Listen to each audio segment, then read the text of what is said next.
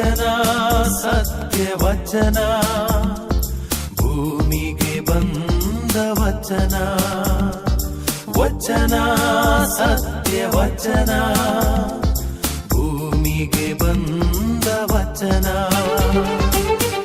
ಆದಿಯಲ್ಲಿ ಇದ್ದ ವಚನ ನಮ್ಮ ನೋಡ ಬಂದ ವಚನ ವಚನ ಸತ್ಯ ವಚನ ಭೂಮಿಗೆ ಬಂದ ವಚನ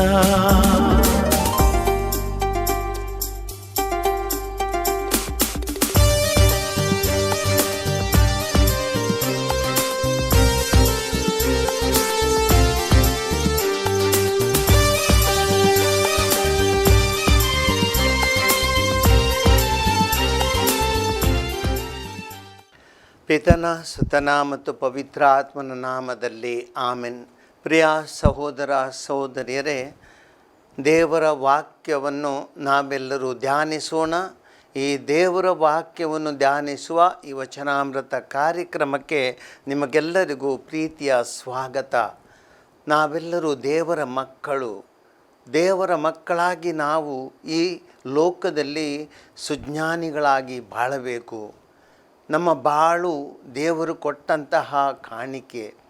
ಆದರೆ ಈ ಬಾಳು ನನಗೋಸ್ಕರವೂ ಒಳ್ಳೆಯದಾಗಬೇಕು, ಇತರರಿಗೂ ಒಳ್ಳೆಯದಾಗಬೇಕು. ಇದು ಒಳ್ಳೆಯದಾಗಬೇಕೆಂದರೆ ನಾವು ಸುಜ್ಞಾನಿಗಳಾಗಿರಬೇಕು. ದೈವಿಕ ಜ್ಞಾನದಿಂದ ನಾವು ಏನು ಮಾಡಬೇಕು, ಏನು ಮಾಡಬಾರ್ದು, ಯಾವ ರೀತಿಯಲ್ಲಿ ಜೀವನದಲ್ಲಿ ನಡೆದುಕೊಳ್ಬೇಕೆಂಬುದು ಆ ಜ್ಞಾನವನ್ನು ನಾವು ಪಡ್ಕೊಂಡ್ರೆ ಮಾತ್ರ ಸುಜ್ಞಾನಿಗಳಾಗಿ ಬದುಕಲಿಕ್ಕೆ ಸಾಧ್ಯ. ಇವತ್ತಿನ ದೇವರ ವಾಕ್ಯ ಈ ನಿಟ್ಟಿನಲ್ಲಿ ನಮಗೆ ಖಂಡಿತವಾಗಿಯೂ ಪ್ರೇರಣೆಯನ್ನು ನೀಡುತ್ತೆ. ಇದಕ್ಕಾಗಿ ನಾವೆಲ್ಲರೂ ಈ ವಾಕ್ಯವನ್ನು ಧ್ಯಾನಿಸೋಣ. ಇವತ್ತಿನ ದೇವರ ವಾಕ್ಯ ಶಿರಾಕನ ಗ್ರಂಥದಿಂದ 19ನೇ ಅಧ್ಯಾಯದಿಂದ ನಾವು ಓದುತ್ತೇವೆ. 18ನೇ ವಾಕ್ಯದಿಂದ, ಸರ್ವೇಶ್ವರನಿಗೆ ಭಯಪಡುವುದೇ ಕರುಣೆಗೆ ನಾಂದಿ, ಸುಜ್ಞಾನಿಗೆ ದೊರಕುವುದು ಪ್ರೀತಿ. ಸರ್ವೇಶ್ವರನಿಗೆ ಭಯಪಡುವುದೇ ಕರುಣೆಗೆ ನಾಂದಿ. ಯಾಕೆಂದರೆ ದೇವರು ಕರುಣಾಮಯಿ. ದೇವರ ಕರುಣೆ ಅಂತಿಂತಷ್ಟಲ್ಲ, ಅಗಾಧವಾದ ಕರುಣೆಯನ್ನು ದೇವರು ಮನುಷ್ಯನಲ್ಲಿ ತೋರಿಸಿದ್ದಾರೆ. ದೇವರು ಕರುಣಾಮಯಿ. ಯಾವತ್ತೂ ಮನುಷ್ಯನ ಮೇಲೆ ಅವರು ಖಂಡಿತವಾಗಿಯೂ ತಮ್ಮ ಕೋಪವನ್ನು ತೋರಿಸಿಲ್ಲ. ದೇವರು ಅನೇಕ ಬಾರಿ ಮನುಷ್ಯನ ವರ್ತನೆಯಿಂದ ಕೋಪಗೊಂಡರೂ ತಾನು ಕರುಣಾ ಹೃದಯಿಯಾಗಿ ಮನುಷ್ಯನನ್ನು ಕ್ಷಮಿಸುತ್ತಾರೆ. ಅಂತಹ ದೇವರು.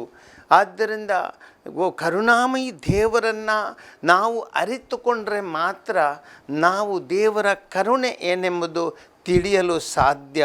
ಸರ್ವೇಶ್ವರನಿಗೆ ಭಯಪಡುವುದೆಂದೇ ಕರುಣೆಗೆ ನಾಂದಿ. ಅಂದರೆ ನಾವು ಸರ್ವೇಶ್ವರನಿಗೆ ಭಯಪಡಬೇಕು. ಸರ್ವೇಶ್ವರವು ಒಳ್ಳೆಯವರು. ಅವರು ಮನುಷ್ಯನನ್ನು ಪ್ರೀತಿಸಿದಂತಹ ದೇವರು. ಇಸ್ರಾಯೇಲರು ಅನೇಕ ಬಾರಿ ತಪ್ಪು ಮಾಡಿದರು. ಆದರೆ ಆ ತಪ್ಪು ಯಾವತ್ತಕ್ಕಾಗಿ ಅವರು ಮಾಡಿದರು? ಅವರಲ್ಲಿ ದೇವರ ಭಯ ಇಲ್ಲದಾಗ, ದೇವರ ಪ್ರೀತಿ ಅವರಲ್ಲಿ ಇಲ್ಲದಾಗ. ಯಾವಾಗ ಮನುಷ್ಯನಲ್ಲಿ ದೇವರ ಪ್ರೀತಿ ಇಲ್ಲ, ಅಲ್ಲಿ ದೇವರ ಭಯ ಎಂಬುದಿಲ್ಲ. ಪ್ರೀತಿ ಇದ್ದರೆ ಮಾತ್ರ ಭಯನೂ ಬರುತ್ತೆ. ಯಾಕೆಂದರೆ ಪ್ರೀತಿಸುವ ದೇವರು, ನನ್ನನ್ನು ಪ್ರೀತಿಸುವ ದೇವರು, ಅವರನ್ನು ನಾನು ನೋಯಿಸ್ತೇನೆಂದರೆ ನಾನು ಅವರಿಗೆ ವಿರುದ್ಧವಾಗಿ ಹೋಗುತ್ತೇನೆ, ಅವರನ್ನು ನೋಯಿಸುತ್ತೇನೆ, ಅವರ ಶಾಪಕ್ಕೆ ಒಳಗಾಗುತ್ತೇನೆ ಎಂಬುದು ಅರ್ಥ. ಹಾಗೆ ನಾನು ಪ್ರೀತಿ ಇದ್ದಲ್ಲಿ ಹಾಗೆ ಮಾಡಲು ಸಾಧ್ಯವಿಲ್ಲ. ಆದ್ದರಿಂದ ದೇವರ ಭಯ ನನ್ನಲ್ಲಿ ಇದ್ದರೆ ಆ ದೇವರಲ್ಲಿ ನಾನು ಖಂಡಿತವಾಗಿಯೂ ದೇವರ ಆ ಕರುಣೆಗೆ ಪಾತ್ರನಾಗುತ್ತೇನೆ. ಆದ್ದರಿಂದ ಸಹೋದರ ಸಹೋದರರೇ, ಜೀವನದಲ್ಲಿ ನಾವು ಕರುಣಾಮಯಿಗಳಾಗಿರಬೇಕು ದೇವರಂತೆ. ದೇವರು ಮನುಷ್ಯನನ್ನು ಎಷ್ಟೇ ತಪ್ಪು ಮಾಡಿದರೂ ಅವರ ತಪ್ಪುಗಳನ್ನು ಮನ್ನಿಸಿದ್ರು. ಪ್ರವಾದಿಗಳ ಮುಖಾಂತರ ದೇವರು ಹೇಳ್ತಾರೆ, ನಿಮ್ಮೆಲ್ಲ ಪಾಪಗಳನ್ನು ನಾನು ಆ ಸಮುದ್ರಕ್ಕೆ ಎಸೆಯುತ್ತೇನೆ, ನಿಮ್ಮ ಪಾಪಗಳನ್ನು ಸಮುದ್ರಕ್ಕೆ ಎಸೆಯುತ್ತೇನೆ. ನಾನು ಕರುಣಾಮಯಿ ದೇವರು, ನಾನು ನಿಮ್ಮನ್ನು ಪ್ರೀತಿಸಿದ ದೇವರು. ಎಜೇಕ್ಯಲ್ ಪ್ರವಾದಿ ಮುಖಾಂತರ ದೇವರು ಹೇಳ್ತಾರೆ, ನಿಮ್ಮ ಕಲ್ಲುಗಟ್ಟಿದ ಹೃದಯಗಳನ್ನು ತೆಗೆದು ನಾನು ಮಾಂಸದ ಹೃದಯಗಳನ್ನು ನಿಮಗೆ ಕೊಡುತ್ತೇನೆ. ಯಾಕೆಂದರೆ ಈ ಕಲ್ಲುಗಟ್ಟಿದ ಹೃದಯ ಪಾಪ ತುಂಬಿದ ಹೃದಯ, ಅಲ್ಲಿ ಕರುಣೆ ಇಲ್ಲ. ಆದ್ದರಿಂದ ಮನುಷ್ಯರು ಕರುಣಾಮಯಿಗಳಾಗಬೇಕೆಂಬುದು ದೇವರ ಇಚ್ಛೆ. ಲೂಕನ ಶುಭ ಸಂದೇಶದಲ್ಲಿ 15ನೇ ಅಧ್ಯಾಯದಲ್ಲಿ ನಾವು ನೋಡ್ತೇವೆ, ದೇವರ ಕರುಣೆ ಎಂತಹದ್ದು. ಆ ದುಂದುಗಾರ ಮಗನನ್ನು ಅಷ್ಟು ತಪ್ಪು ಮಾಡಿದರೂ ದೇವರು ಕ್ಷಮಿಸಿದರು. ಅಷ್ಟು ತಪ್ಪು ಮಾಡಿದರು, ಎಲ್ಲ ಆಸ್ತಿಯನ್ನು ಹಾಳುಗೆಡವಿದರು, ಎಲ್ಲ ದುಂದು ವೆಚ್ಚ ಮಾಡಿ ಇದನ್ನು ಕಳ್ಕೊಂಡು ಒಬ್ಬ ಭಿಕ್ಷುಕನಂತೆ ಆತನ ಬಳಿಗೆ ಹಿಂದೆ ಬರುವಾಗ ಆ ಪರಿಸ್ಥಿತಿಯಲ್ಲಿ ಆ ತಂದೆ ಆತನನ್ನು ಕ್ಷಮಿಸಿದರು, ಪ್ರೀತಿಯಿಂದ ಆಲಿಂಗಿಸಿದರು, ಕರುಣೆ ತೋರಿದರು. ಆತನಿಗೆ ಖಂಡಿತವಾಗಿಯೂ ತನ್ನ ಕಠೋರತೆ ತೋರಿಸಿಲ್ಲ, ಬದಲಾಗಿ ಕರುಣೆಯನ್ನು ತೋರಿಸಿದರು. ಸಹೋದರ ಸಹೋದರಿಯರೇ, ನಾವೆಲ್ಲರೂ ದೇವರ ಮಕ್ಕಳು. ನಮಗೆ ದೇವರ ಪ್ರೀತಿಯ ಅಥವಾ ಕರುಣೆಯ ಅನುಭವ ಆಗುತ್ತದೆ. ಅದೆಷ್ಟೇ ತಪ್ಪು ಮಾಡಿದರೂ ನಮ್ಮನ್ನು ಕ್ಷಮಿಸುವ ದೇವರಂತೆ ನಾವು ಇತರರಲ್ಲಿ ಕರುಣಾಮಯಿಗಳಾಗೋಣ. ಕರುಣಾಮಯಿಗಳಾಗಬೇಕು ನಾವು. ಮನುಷ್ಯನ ಯಾರೋ ನಮ್ಮನ್ನು ನೋಯಿಸಿದಾಗ, ನಮ್ಮ ವಿರುದ್ಧ ತಪ್ಪು ಮಾಡಿದಾಗ ಅವರನ್ನು ಕ್ಷಮಿಸಬೇಕು. ಆ ಕ್ಷಮೆಯ ಮೂಲಕ ಕರುಣೆಯನ್ನು ತೋರಿಸಬೇಕು. ಕರುಣೆ ನಾವು ತೋರಿಸಬೇಕು. ಯಾರೋ ಕಷ್ಟದಲ್ಲಿ ಇರುವಾಗ ಅವರು ದೇವರ ಮಕ್ಕಳು, ನಾವು ದೇವರ ಮಕ್ಕಳು. ನಾವು ಕಷ್ಟಪಡುವಾಗ ನಮಗೆ ನೋವಾಗುತ್ತೆ. ನಾವು ಹಸಿವಿಂದ ಬಳಲುವಾಗ ಹಸಿವಿಂದ ನಮಗೂ ಕಷ್ಟವಾಗುತ್ತೆ. ಹಾಗಾದರೆ ಅವರಿಗೂ ಅದೇ ಹೊಟ್ಟೆ ತಾನೆ, ಅವರಿಗೂ ಅದೇ ದೇಹ ತಾನೆ. ನನಗಾದ ನೋವು ಅವರಿಗೂ ಆಗುತ್ತೆ, ನನಗಾದ ಹಸಿವು ಅವರಿಗೂ ಆಗುತ್ತೆ, ನನಗಾದ ಬಾಯಾರಿಕೆ ಅವರಿಗೂ ಆಗುತ್ತೆ ಎಂದಾಗ ಅವರಲ್ಲಿ ಕರುಣೆ ತೋರಿಸುವುದು ಸ್ವಾಭಾವಿಕ ತಾನೆ. ಆದ್ದರಿಂದ ಕರುಣಾಮಯಿಗಳಾಗೋಣ ಜೀವನದಲ್ಲಿ. ಯಾರು ನಾವು ಕಠೋರ ಮನಸ್ಸಿನವರು ಆಗುವುದು ಬೇಡ. ನಮ್ಮ ಹೃದಯಗಳು ಕಲ್ಲಿನ ಹೃದಯಗಳಾಗುವುದು ಬೇಡ, ಮಾಂಸದ ಹೃದಯಗಳಾಗಲಿ. ಇದರಲ್ಲಿ ಕರುಣೆ ತೋರುವಂತಹ ಗುಣ ದೇವರು ನಮಗೆ ಕೊಡಲಿ. ಸುಜ್ಞಾನಿಗೆ ದೊರಕುವುದು ಪ್ರೀತಿ, ದೇವರ ವಾಕ್ಯ ಹೇಳುತ್ತೆ. ಸುಜ್ಞಾನಿಗೆ ದೊರಕುವುದು ದೇವರ ಪ್ರೀತಿ. ಸುಜ್ಞಾನಿ ಯಾರು? ಸುಜ್ಞಾನಿ ಎಂದರೆ ದೇವರ ಆ ಇಚ್ಛೆಯಂತೆ ನಡೆದುಕೊಳ್ಳುವವನು, ದೇವರ ಕಟ್ಟಳೆಗಳನ್ನು ಪಾಲಿಸುವವನು. ಯಾಕೆಂದರೆ ದೇವರ ಜ್ಞಾನ ದೇವರ ಈ ವಾಕ್ಯದಲ್ಲಿ ಅಡಗಿದೆ, ಆ ಬೋಧನೆಯಲ್ಲಿ ಅಡಗಿದೆ ಎಂಬ ತಿಳಿದವನು ಆತನು ದೇವರ ಇಚ್ಛೆಯಂತೆ ತನ್ನ ಜೀವನದಲ್ಲಿ ನಡೆದುಕೊಳ್ಳುತ್ತಾನೆ. ಹಾಗಿರುವಾಗ ದೇವರ ಆ ಒಂದು ಇಚ್ಛೆಯಂತೆ ನಡೆದುಕೊಳ್ಳುವವನಿಗೆ ದೇವರ ಪ್ರೀತಿ ಕಟ್ಟಿಟ್ಟ ಬುತ್ತಿ. ತನ್ನನ್ನು ಪ್ರೀತಿಸುವವರು ದೇವರು ಖಂಡಿತ ಪ್ರೀತಿಸ್ತಾರೆ. ತನ್ನನ್ನು ದ್ವೇಷಿಸುವವರನ್ನು, ತನ್ನ ವೈರಿಗಳನ್ನು ಪ್ರೀತಿಸುವಂಥ ದೇವರ ಪ್ರೀತಿ. ಹಾಗಾದರೆ ನೀನು ದೇವರನ್ನು ಪ್ರೀತಿಸುವಾಗ ದೇವರು ಖಂಡಿತವಾಗಿ ನಿನ್ನನ್ನು ಪ್ರೀತಿಸ್ತಾರೆ. ಆದ್ದರಿಂದ ಸುಜ್ಞಾನಿಗೆ ದೊರಕುವುದು ದೇವರ ಪ್ರೀತಿ. ಸರ್ವೇಶ್ವರನ ಆಜ್ಞೆಗಳನ್ನು ಕಲಿತವರು ಪಡೆಯುವರು ಜೀವದಾಯಕ ಶಿಕ್ಷಣವನ್ನು. ಆತನ ಇಷ್ಟಾರ್ಥ ನೆರವೇರಿಸುವವರು ಪಡೆಯುವರು ಅಮರ ಜೀವ ವೃಕ್ಷದ ಫಲವನ್ನು.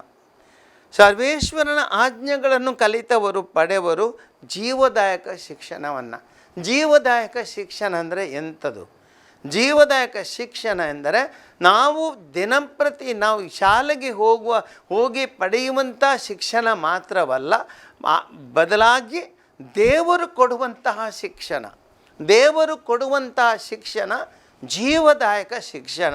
ಅಂದರೆ ದೇವರ ಆ ವಾಕ್ಯದಲ್ಲಿ ಜೀವವಿದೆ, ದೇವರ ವಾಕ್ಯದಲ್ಲಿ ಶಕ್ತಿ ಇದೆ, ದೇವರ ವಾಕ್ಯದಲ್ಲಿ ಅಲ್ಲಿ ಒಂದು ಅದ್ಭುತ ಒಂದು ಪವಾಡಗಳನ್ನು ಸೃಷ್ಟಿಸುವಂಥ ಶಕ್ತಿ ಇದೆ. ಅದು ದೇವರ ವಾಕ್ಯ, ಅದು ಆ ಶಕ್ತಿಯುಳ್ಳ ದೇವರ ವಾಕ್ಯ. ಅದಕ್ಕೆ ಯೋಹಾನನ ಶುಭ ಸಂದೇಶದಲ್ಲಿ 6ನೇ ಅಧ್ಯಾಯದಲ್ಲಿ ನಾವು ನೋಡ್ತೇವೆ, ಪೇತ್ರನು ಯೇಸುವಿಗೆ ಹೇಳ್ತಾನೆ, ಯೇಸು ಹೇಳ್ತಾರೆ, ಎಲ್ಲರೂ ನನ್ನ ಬಿಟ್ಟು ಹೋದರು, ನನ್ನ ವಾಕ್ಯಗಳನ್ನು ಕೇಳಿ ನೀವು ಬಿಟ್ಟು ನನ್ನ ಹೋಗ್ತೀರಾ?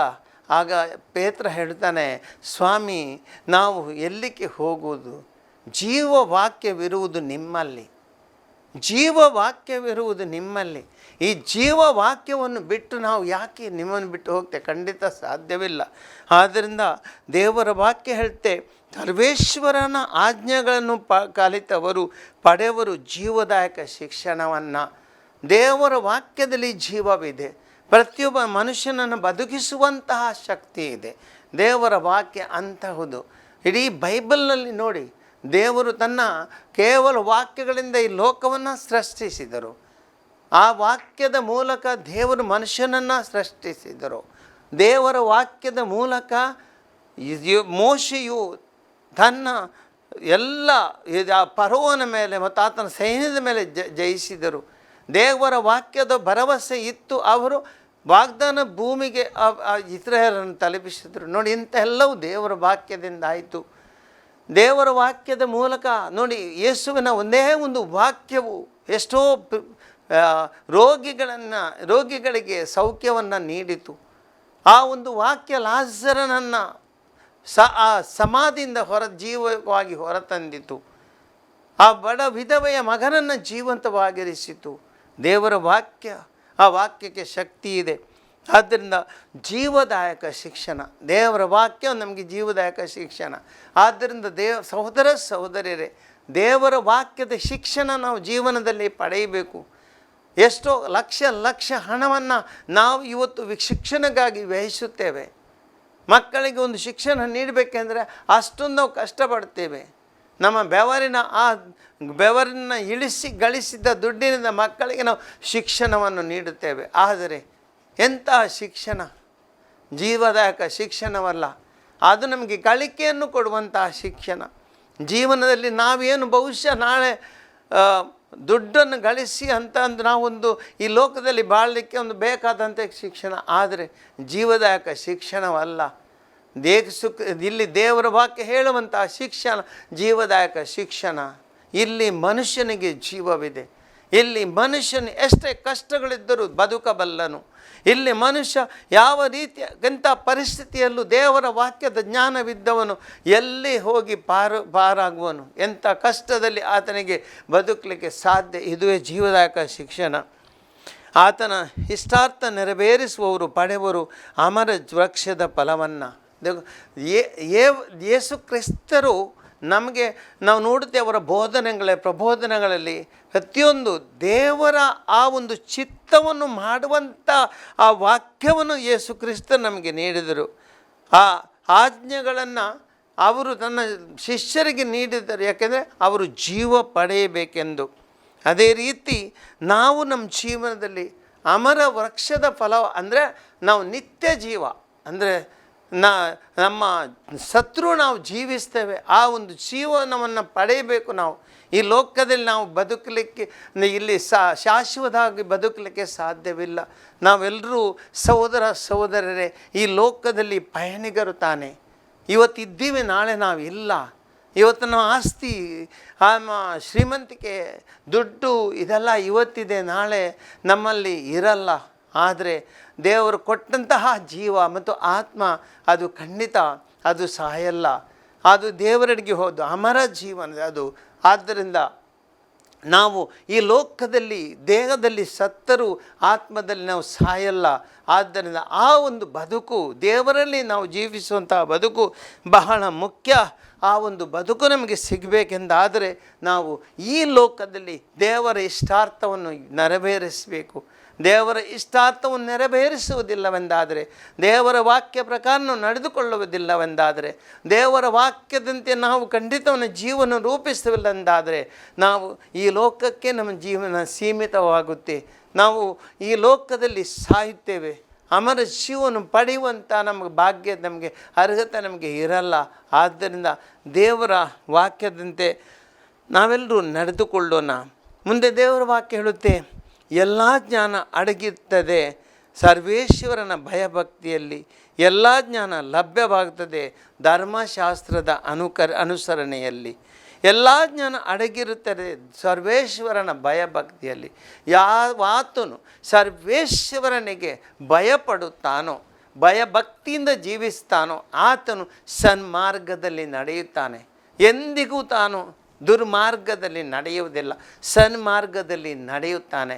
ದೇವರ ಇಚ್ಛೆಯನ್ನೇ ಆತನು ನೆರವೇರಿಸ್ತಾನೆ, ಅದಕ್ಕೆ ಎಂದೂ ವಿರುದ್ಧ ಹೋಗಲ್ಲ. ಆದುದರಿಂದ ಆತನಿಗೆ ಖಂಡಿತವಾಗಿಯೂ ಆತನಿಗೆ ಜ್ಞಾನ ಆತನಿಗೆ ಲಭಿಸುತ್ತದೆ. ಆತನು ಜ್ಞಾನಿ ಆದ್ದರಿಂದಲೇ ಆತನು ದೇವರ ವಾಕ್ಯದಂತೆ ನಡೆದುಕೊಳ್ಳುತ್ತಾನೆ. ಆ ಜ್ಞಾನಿಯು ಮಾತ್ರ ದೇವರ ಜ್ಞಾನದ ಬಗ್ಗೆ ಆತನಿಗೆ ಅರಿವಿಲ್ಲ. ತಾನೇ ಎಲ್ಲರಿಗಿಂತ ಮಿಗಿಲು, ದೇವರ ಜ್ಞಾನಕ್ಕಿಂತ ನಾನೇ ಮೇಲು ಎಂದು ತನ್ನನ್ನೇ ಅಹಂಕಾರಪಟ್ಟು ಗರ್ವಕ್ಕೆ ಒಳಪಟ್ಟು ತನ್ನನ್ನೇ ತಾನು ನಾಶಪಟ್ಟು ಮಾಡುತ್ತಾನೆ. ಆದ್ದರಿಂದ ಅಂಥವನು ಜ್ಞಾನಿ ಅಲ್ಲ. ಆದರೆ ನಿಜವಾದ ಜ್ಞಾನಿ ಸರ್ವೇಶ್ವರನ ಭಯಭಕ್ತಿಯಲ್ಲಿ ನಡೆದುಕೊಳ್ಳುತ್ತಾನೆ. ಧರ್ಮಶಾಸ್ತ್ರದ ಅನುಸರಣೆಯಲ್ಲಿ ಎಲ್ಲ ಜ್ಞಾನ ನಮಗೆ ಲಭ್ಯವಾಗುತ್ತದೆ. ಸಹೋದರರೇ, ನಾವು ಈ ಲೋಕದಲ್ಲಿ ಖಂಡಿತವಾಗಿಯೂ ಧರ್ಮಶಾಸ್ತ್ರದ ಅರಿವು ನಮಗೆ ಬೇಕು. ಪ್ರತಿ ಧರ್ಮದಲ್ಲಾಗಲಿ, ಯಾವುದೇ ಧರ್ಮದಲ್ಲಾಗಲಿ, ಆ ಧರ್ಮದಲ್ಲಿ ಹುಟ್ಟಿ ಬೆಳೆಯುವ ಆತನಿಗೆ ಆ ಧರ್ಮದ ಸಾರವನ್ನು, ಧರ್ಮದ ಬೋಧನೆಯನ್ನು ಕಲಿಸುವುದು ಏತಕ್ಕಾಗಿ? ಆತನು ಜ್ಞಾನಿ ಆಗಬೇಕು, ಆತನು ಸುಜ್ಞಾನ ಮಾರ್ಗದಲ್ಲಿ ನಡೆಯಬೇಕು, ದೇವರ ಭಯಭಕ್ತಿ ಉಳ್ಳವನಾಗಬೇಕು, ದೇವರ ಪ್ರೀತಿಯಿಂದ ಆತನು ಬಾಳಬೇಕೆಂಬ ಆ ಒಂದು ಕಾರಣಕ್ಕಾಗಿ ಸಹೋದರರೇ, ಆತನು ಪ್ರತಿಯೊಬ್ಬರಿಗೆ ಈ ಧರ್ಮಶಾಸ್ತ್ರವನ್ನು ನಾವು ಕಲಿಸುತ್ತೇವೆ. ಎಷ್ಟಕ್ಕಾಗಿ ನಾವು ಇಷ್ಟೇ ಸಮಯವನ್ನು ಮೀಸಲಿಡುತ್ತೇವೆ. ಆದ್ದರಿಂದ ಆತನಿಗೆ ಜ್ಞಾನವು ಲಭ್ಯವಾಗುತ್ತದೆ. ಆದ್ದರಿಂದ ನಾವೆಲ್ಲರೂ ಜ್ಞಾನಿಗಳಾಗೋಣ. ಧರ್ಮಶಾಸ್ತ್ರದ ನಾವು ಉಪಯೋಗವನ್ನು ಮಾಡಿಕೊಂಡು ಧರ್ಮಶಾಸ್ತ್ರದಂತೆ ನಾವು ನಡೆಯಲು ಪ್ರಯತ್ನ ಪಡೋಣ. ಮುಂದೆ ನಮಗೆ ದೇವರ ವಾಕ್ಯ ಹೇಳ್ತೆ, ನೀವು ಹೇಳಿದ್ದನ್ನು ನಾನು ಮಾಡುವುದಿಲ್ಲ ಎನ್ನುತ್ತಾನೆ ಆ ಆಳು ದನಿಗೆ. ಅನಂತರ ಆಳು ಮಾಡಿದರೂ ಕಾರಣ ಆಗ್ತಾನೆ ದನಿಯ ಕೋಪಕ್ಕೆ.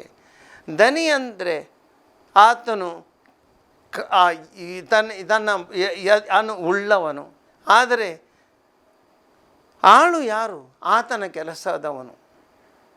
ಆಳು ತನ್ನ ಇಚ್ಛೆಯಂತೆ ನಡೆದುಕೊಳ್ಳಲಿಕ್ಕೆ ಸಾಧ್ಯವಿಲ್ಲ. ಯಾಕೆಂದರೆ ದನಿಯ ಎಲ್ಲವೂ ಆ ಒಡೆತನ ದನಿಯದ್ದು. ಹಾಗಾದರೆ ನಾವು ಈ ಲೋಕದಲ್ಲಿ ದೇವರು ದನಿ ಎಂದಾಗ ನಾವು ಆಳುಗಳಾಗಿರುವಾಗ ಆಳುಗಳು ನಾವು ನಮ್ಮ ಇಚ್ಛೆಯನ್ನು ನೆರವೇರಿಸುವುದೇಗೆ? ಅದು ಸಾಧ್ಯವಿಲ್ಲ. ದೇವರ ವಾಕ್ಯ ಹೇಳುತ್ತದೆ, ನಾವೆಲ್ಲರೂ ಆಳುಗಳಂತೆ ಇರಬೇಕು. ನಾವು ದನಿ ಹೇಳಿದ ಹಾಗೆ ಮಾಡಬೇಕು ವಿನಃ ನಮ್ಮ ಸ್ವಂತ ಇಚ್ಛೆಯನ್ನು ಮಾಡಲಿಕ್ಕೆ ಸಾಧ್ಯವಿಲ್ಲ. ನಾವೆಲ್ಲರೂ ಈ ಲೋಕಕ್ಕೆ ಬಂದವರು, ನಾವೆಲ್ಲರೂ ಸ್ವಂತ ಬುದ್ಧಿಯಿಂದ ಇಲ್ಲಿ ಬರಲಿಲ್ಲ, ಸ್ವಂತ ಇಚ್ಛೆಯಿಂದ ಬರಲಿಲ್ಲ. ದೇವರು ಕೊಟ್ಟಂತಹ ಜೀವನ, ನಮ್ಮ ಜೀವದ ದನಿಯೇ ದೇವರು. ಯಾರೊಬ್ಬರಿಗೂ ನಮಗೆ ಈ ಜೀವನ ಸ್ವಂತ ನಿರ್ಧಾರದಿಂದ ಈ ಲೋಕಕ್ಕೆ ಬಂದವರಲ್ಲ. ಹಾಗಿರುವಾಗ ಯಾರು ಇಚ್ಛೆ ಮಾಡಬೇಕು? ನಾವು ಆ ದನಿಯ ಇಚ್ಛೆ ತಾನೇ. ಆ ದನಿಯು ನಮಗೆ ಕೊಟ್ಟಿರುವಂಥ ಜೀವನ ಅವರು ಹೇಳಿದಂಥ ದಾರಿಯಲ್ಲಿ ನಡೆಯಬೇಕು ತಾನೆ. ಆದ್ದರಿಂದ ಒಂದು ವೇಳೆ ನಾವು ಆ ದನಿಯ ಇಚ್ಛೆಯಂತೆ ನಾವು ನಡೆದುಕೊಳ್ಳುವುದಿಲ್ಲ, ಏನಾಗುತ್ತೆ? ದೇವರ ವಾಕ್ಯ ಹೇಳುತ್ತೆ, ನಾವು ದನಿಯ ಕೋಪಕ್ಕೆ ತುತ್ತಾಗುತ್ತೇವೆ. ಕಟ್ಟಿದ್ದರ ತಿಳುವಳಿಕೆ ನಿಜವಾದ ಜ್ಞಾನ ಅಲ್ಲ. ಪಾಪಾತ್ಮರ ಕೆಟ್ಟದರ ತಿಳುವಳಿಕೆ ನಿಜವಾದ ಜ್ಞಾನವಲ್ಲ. ಪಾಪಾತ್ಮರ ಯೋಚನೆಯಲ್ಲಿ ವಿವೇಕ ಇರುವುದಿಲ್ಲ. ಕೇಡು ಮಾಡುವುದರಲ್ಲಿರುವ ಜ್ಞಾನತನ ಹೇಯವಾದುದೇ. ಜ್ಞಾನಹೀನನಾಗಿರುವುದು ಮೂರ್ಖತನವೇ. ಚೆನ್ನಾಗಿ ತಿಳಿದುಕೊಳ್ಳೋಣ ಸಹೋದರರ ವಾಕ್ಯವನ್ನು. ಕೆಟ್ಟದ್ದರ ತಿಳುವಳಿಕೆ ನಿಜವಾದ ಜ್ಞಾನವಲ್ಲ. ಒಳ್ಳೆಯದರ ಜ್ಞಾನ ನಮಗೆ ಅದು ನಿಜವಾದ ಜ್ಞಾನ. ಕೆಟ್ಟದರ ಜ್ಞಾನ ನಮಗೆ ಇದ್ದರೆ ಅದೆಷ್ಟೋ ಇರ್ಬೋದು, ಅದು ಜ್ಞಾನವಲ್ಲ. ಅದು ಒಂದು ರೀತಿಯಲ್ಲಿ ನಮ್ಮಲ್ಲಿರುವ ನ್ಯೂನ್ಯತೆ. ಕೆಟ್ಟದನ್ನು ತಿಳಿದುಕೊಂಡ್ರೆ ಅದು ನಮಗೆ ಏನು ಪ್ರಯೋಜನವಾಗಲ್ಲ. ಒಳ್ಳೆಯದನ್ನು ತಿಳಿದುಕೊಳ್ಬೇಕು. ಒಳ್ಳೆಯದರ ಜಾಗವನ್ನು ಕೆಟ್ಟದನ್ನು ತಕ್ಕೊಳ್ಳುವಾಗ ಮನುಷ್ಯ ಕೆಟ್ಟ ದಾರಿಯಲ್ಲೇ ನಡೆಯುತ್ತಾನೆ. ಆದ್ದರಿಂದ ಕೆಟ್ಟದನಿಗೆ ನಮ್ಮ ಹೃದಯದಲ್ಲಿ ಜಾಗ ಇರಬಾರದು. ಬೆಳಕು ಇರುವಲ್ಲಿ ಕತ್ತಲಿದ್ರೆ ಏನು ಪ್ರಯೋಜನ? ಬೆಳಕಿನಲ್ಲಿ ಎಲ್ಲವೂ ಕಾಣುತ್ತದೆ, ಅಲ್ಲಿ ಮಾಡುವ ಕಾರ್ಯಗಳು ಒಳ್ಳೆಯ ಕಾರ್ಯಗಳು. ಆದರೆ ಕತ್ತಲಿನಲ್ಲಿ ಏನು ಕಾಣಲ್ಲ, ಅಲ್ಲಿ ಮಾಡುವ ಕಾರ್ಯಗಳು ಒಳ್ಳೆಯ ಕಾರ್ಯಗಳಲ್ಲ. ಆದ್ದರಿಂದ ನಾವೆಲ್ಲರೂ ತಿಳಿದುಕೊಳ್ಬೇಕು, ಕೆಟ್ಟದ ಜ್ಞಾನ ನಮಗೆ ಅಗತ್ಯವಿಲ್ಲ. ನಾವು ಸುಜ್ಞಾನಿಗಳಾಗಿರಬೇಕು. ಜ್ಞಾನಹೀನನಾಗಿರುವುದು ಮೂರ್ಖತನ. ಪಾಪಾತ್ಮರ ಯೋಚನೆಯಲ್ಲಿ ವಿವೇಕ ಇರುವುದಿಲ್ಲ. ಅದರಿಂದ ನಾವು ಒಳ್ಳೆಯವರಾಗೋಣ. ನಾವು ಪಾಪದ ಬಗ್ಗೆ ತಲೆ ಕೆಡಿಸಿಕೊಳ್ಳುವುದಲ್ಲ, ಒಳ್ಳೆಯದರ ಬಗ್ಗೆ ತಿಳಿಸಿಕೊಳ್ಳೋಣ. ಅನೇಕ ಬಾರಿ ನಮ್ಗೆ ಹೀಗಾಗುತ್ತೆ, ನಾವು ದೇವರ ಬಗ್ಗೆ ನಾವು ಜ್ಞಾನ ಪಡೆದುಕೊಳ್ಬೇಕು, ಸೈತಾನನ ಬಗ್ಗೆ ಅಲ್ಲ. ಸೈತಾನನ ಬಗ್ಗೆ ಎಷ್ಟು ಯೋಚಿಸ್ತೇವೆ ಅಷ್ಟು ಸೈತಾನ ನಮ್ಮಲ್ಲಿ ಬಲಗೊಳ್ಳುತ್ತಾನೆ. ದೇವರ ಬಗ್ಗೆ ಎಷ್ಟು ಯೋಚಿಸ್ತೇವೆ ಅಷ್ಟು ದೇವರು ನಮ್ಮಲ್ಲಿ ಬಲಗೊಳ್ಳುತ್ತಾರೆ. ಅಂದರೆ ಕೆಲವರಿಗೆ ಇಂಥ ಅಭ್ಯಾಸ ಉಂಟು, ಸೈತಾನನ ಶಕ್ತಿ ಅದರ ಬಗ್ಗೆ ಜ್ಞಾನ ಎಷ್ಟು ತಿಳಿತು, ಅದೆಷ್ಟು ನೀನು ತಿಳಿದುಕೊಳ್ಳಿಕ್ಕೆ ಪ್ರಯತ್ನ ಮಾಡಿ, ಅದು ನಿನ್ನ ಮೇಲೆ ಅಷ್ಟು ಆವರಿಸಿಕೊಂಡಿರುವುದು. ದೇವರ ಬಗ್ಗೆ ಜ್ಞಾನವನ್ನು ಪಡೆ, ದೇವರ ಬಗ್ಗೆ ಯೋಚಿಸು, ದೇವರನ್ನು ಪ್ರೀತಿಸು. ಆ ಸುಜ್ಞಾನ ನಿನಗೆ ನಿನ್ನ ಜೀವನದಲ್ಲಿ ಉಪಯುಕ್ತವಾಗುತ್ತೆ. ಬುದ್ಧಿವಂತನಾಗಿದ್ದು ಧರ್ಮಶಾಸ್ತ್ರವನ್ನು ಮೀರುವುದಕ್ಕಿಂತಲೂ ಅಲ್ಪ ತಿಳುವಳಿಕೆಯಿಂದಿದ್ದು ದೇವರಿಗೆ ಭಯಪಡುವುದೇ ಲೇಸು. ಯಾವಾಗ ನೀನು ನಿನ್ನ ಜೀವನದಲ್ಲಿ ಎಲ್ಲ ಜ್ಞಾನ ಪಡೆಯುತ್ತೆ ಅಂತ ಅಂದ್ಕೊಳ್ತೀಯ, ಧರ್ಮಶಾಸ್ತ್ರದ ಎಲ್ಲ ನಿನಗೆ ಬುದ್ಧಿವಂತಿಕೆ ಅಂದ್ಕೊಳ್ತೀಯ, ಅಹಂಕಾರಕ್ಕೆ ಒಳಪಡುತ್ತೆ, ಗರ್ವಕ್ಕೆ ಒಳಪಡುತ್ತಿ. ನಾನು ಎಲ್ಲವೂ ತಿಳಿದಿದೆ, ಆದ್ದರಿಂದ ನಾನು ಏನು ಮಾಡಿದ್ರು ನನಗೆ ಗೊತ್ತು, ಅದರೆಲ್ಲ ನನಗೆ ಜ್ಞಾನವಿದೆ. ಇದು ನಿನಗೆ ಗರ್ವಕ್ಕೆ ದಾರಿಯಾಗುತ್ತೆ. ಆದ್ದರಿಂದ ಅದಕ್ಕಿಂತ ಅಲ್ಪ ಜ್ಞಾನ ನಿನಗೆ ಇದ್ದರೆ ಸಾಕು. ಆ ಅಲ್ಪ ಜ್ಞಾನದಲ್ಲಿ ದೇವರ ಭಯವಿದೆ, ದೇವರ ಮೇಲೆ ನೀನು ಖಂಡಿತವಾಗಿ ಹೊಂದ್ಕೊಳ್ತೀಯ. ಆ ದೇವರನ್ನು ಅವಲಂಬಿಸಿದಾಗ ದೇವರೇ ನಿನ್ನನ್ನು ನಡೆಸಿಕೊಳ್ಳುವರು, ದೇವರೇ ನಿನ್ನನಿಗೆ ದಾರಿ ತೋರುವರು. ದೇವರ ವಾಕ್ಯದ ಶಕ್ತಿಯಿಂದ ನೀನು ನಡೆದುಕೊಳ್ಳುವೆ. ದೇವರ ಆ ಕೃಪಾಶಕ್ತಿ ನಿನ್ನ ನಡೆಸುವುದು ನಿನ್ನ ಜೀವನದಲ್ಲಿ ಸುಜ್ಞಾನದ ಮಾರ್ಗದಲ್ಲಿ ನಡೆಯುವೆ. ಅದು ದೇವರು ಕೊಡುವಂಥ ಸುಜ್ಞಾನದ ಜೀವನ. ಆದ್ದರಿಂದ ಇದನ್ನು ನೀನು ಪಡೆಯಲು ಪ್ರಯತ್ನ ಪಡು, ಕೆಟ್ಟದ್ದನ್ನು ಅಲ್ಲ. ಆದ್ದರಿಂದ ಇಂಥ ಒಂದು ರೀತಿಯಲ್ಲಿ ಬದುಕಲು ಆ ದೇವರ ವಾಕ್ಯ ನಮಗೆ ಪ್ರೇರಣೆಯಾಗಲಿ, ಸಹಾಯವಾಗಲಿ. ಒಂದುಗಳಿಗೆ ನಾವೆಲ್ಲರೂ ಪ್ರಾರ್ಥಿಸೋಣ. ದಯಾಮಯಿ ದೇವರೇ, ನಾವೆಲ್ಲರೂ ಸುಜ್ಞಾನಿಗಳಾಗಿ ಒಂದು ಒಳ್ಳೆಯ ಬದುಕನ್ನು ಬಾಳಲು ನಮ್ಮನ್ನು ಆಶೀರ್ವದಿಸಿರಿ. ಈ ಲೋಕದಲ್ಲಿ ನೀವು ಕೊಟ್ಟಂಥ ಧರ್ಮಶಾಸ್ತ್ರದ ಆ ದಾರಿಯಲ್ಲಿ ನಡೆದು ನಿಮ್ಮ ಆ ಪ್ರಬೋಧನೆಯಂತೆ ನಡೆದುಕೊಳ್ಳಲು, ನಿಮ್ಮ ವಾಕ್ಯದಂತೆ ನಡೆದುಕೊಳ್ಳಲು ನಮಗೆ ಶಕ್ತಿಯನ್ನು ನೀಡಿರಿ. ಈ ಲೋಕದಲ್ಲಿ ಅನೇಕ ಕೆಟ್ಟ ದಾರಿಗಳಿವೆ, ಈ ಲೋಕದಲ್ಲಿ ಕೆಡುಕುಗಳಿವೆ, ಲೋಕದಲ್ಲಿ ಕತ್ತಲೆಯ ದಾರಿಗಳಿವೆ, ಕತ್ತಲೆಯ ಶಕ್ತಿಗಳಿವೆ. ಯಾವತ್ತು ಅವುಗಳಿಗೆ ಬಲಿಯಾಗದೆ ಸರ್ವಶಕ್ತರಾದ ದೇವರು ನೀವು ಕೊಟ್ಟಿರುವಂಥ ಆ ವಾಕ್ಯದ ಶಕ್ತಿಯ ಮೂಲಕ, ಆ ನಿಮ್ಮ ಪವಿತ್ರ ಪ್ರಬೋಧನೆಯ ಮೂಲಕ ಸದಾಕಾಲ ಸುಜ್ಞಾನಿಗಳಾಗಿ ಲೋಕದಲ್ಲಿ ಜೀವನದಲ್ಲಿ ಬೆಳೆಯರು. ಆ ದಾರಿಯಲ್ಲಿ ಸಾಗಲು ನಮಗೆ ಶಕ್ತಿಯನ್ನು ನೀಡಿರಿ, ನಮ್ಮನ್ನು ಅರಸಿರೆಂದು ನಾವು ನಿಮ್ಮಲ್ಲಿ ಪ್ರಾರ್ಥಿಸ್ತೇವೆ. ಆಮೇಲೆ